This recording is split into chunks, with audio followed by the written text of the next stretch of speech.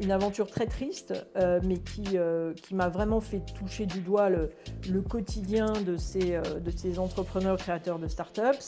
On a travaillé sur une société dans la digitalisation du fret logistique. On voulait lever une trentaine de millions d'euros. Société très, très successful, mais qui cramait encore beaucoup de cash. On s'était dit, OK, on va se donner 6-8 mois pour faire la levée de fonds. Et la société était à court de cash au bout de 12 mois. Et donc la levée de fonds a pris du temps.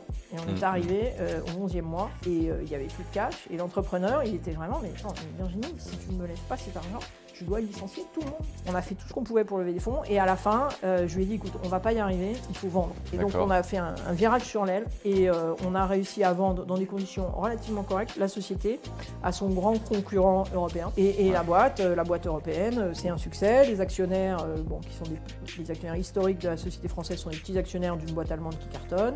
Les dirigeants de la société française sont restés 2 ans pour réussir l'intégration. Ils sont toujours actionnaires de la société allemande et là, ils ont recréé une autre start-up. Bon, ton histoire triste, elle n'est pas si triste. Non, elle est pas si triste, mais c'était quand même très dur à vivre.